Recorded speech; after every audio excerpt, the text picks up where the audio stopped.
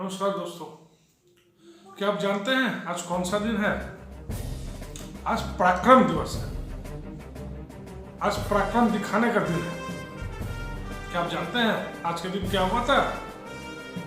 नहीं जानते हैं तो मैं बताता हूँ। आज के दिन वीर बलिदानी, महान सपूत, सच्चे देशभक्त, राष्ट्रभक्त नेताजी सुभाष चंद्र बोस का आज ही के दिन जन्म हुआ था और आज उनका 125वीं वर्षगांठ है। और हम लोग इस वर्षगांठ को पराक्रम दिवस के रूप में मना रहे हैं।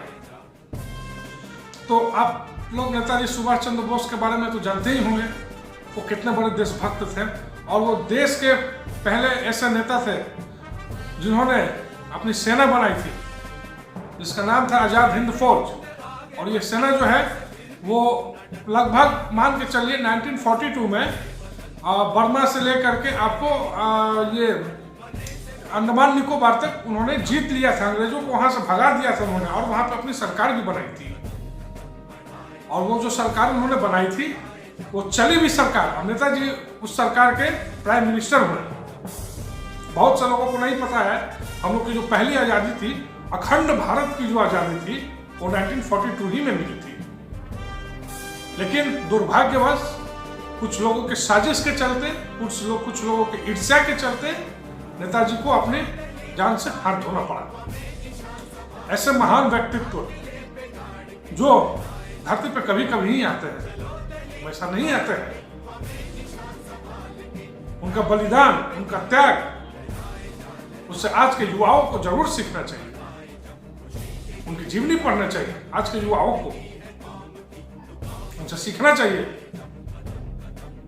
कैसे राष्ट्र के लिए लड़ा जाता है, कैसे राष्ट्र के लिए त्याग दिया जाता है, कैसे राष्ट्र के लिए बलिदान दिया जाता है। उन्होंने आजाद हिंद फौज की स्थापना की थी। वो आजाद हिंद फौज अपने देश की सबसे पहली सेना थी। आजाद हिंद फौजी को अपने हिंदुस्तान की सबसे पहली सेना मानी जाती है। और वही सेना जो थी अंग्रेजों से उन्होंने युद्ध किया था, आजाद हिंद फौज ने, और अंग्रेजों के नाक को चबवा दिए थे। और सुभाष चंद्र बोस ने काफी सारी देश भी उन्होंने भ्रमण किया और सहायता मांगी, जो मिला भी। जापान से सहायता उन्हें बहुत ज्यादा मिला, जिसके चलते उन्होंने बर्मा को भी अंग्रेजों से आजाद करवाया। बर्मा में बहुत भीषण लड़ाई हुई थी, जो बर्मा आज के समय में जिसे म्यांमार कहा जाता है। आजाद हिंद फौज में और अंग्रेजों में बहुत भीषण लड़ाई हुई थी, जिसमें आजाद हिंद फौज ने जीत लिया था। लेकिन किसी गद्दार जिसे कहता हूं, गद्दार की वजह से अंग्रेजों ने फिर से चढ़ाई की, उसमें आजाद हिंद फौज की हार हुई। हाँ, लेकिन तब तक अंडमान निकोबार को अंग्रेजों से आजाद करा लिया गया था और अंडमान निकोबार पे हिंदुस्तानी झंडा फहरा दिया गया था। आप जानते हैं अंडमान निकोबार में एक द्वीप है जिसका नाम नेताजी सुभाष चंद्र बोस द्वीप है, जो अभी से 1-2 साल पहले ही उस द्वीप का नाम रखा गया था आदरणीय प्रधानमंत्री श्री नरेंद्र मोदी के द्वारा। क्या आप जानते हैं बंगाल में और पूरे देश में सुभाष चंद्र बोस जी का कितना महत्व है? क्या आप जानते हैं उन्हें कैसे साजिशवश एक दुर्घटना में उनकी जान की आहुति दे दी गई? ये एक साजिश थी। साजिश किसकी थी? पंडित जवाहरलाल नेहरू और ये जितने भी उनके चट्टे बट्टे थे उनकी साजिश थी। वो लोग नहीं चाहते थे कि सुभाष चंद्र बोस आजाद भारत के प्रधानमंत्री बने।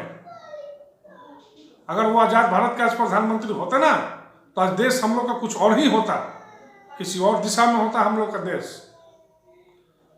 जो इस 70 साल में गलत ट्रैक पे जो देश चला, आज वो ट्रैक पे नहीं रहता अपना देश, एक लाइन में रहता वो देश।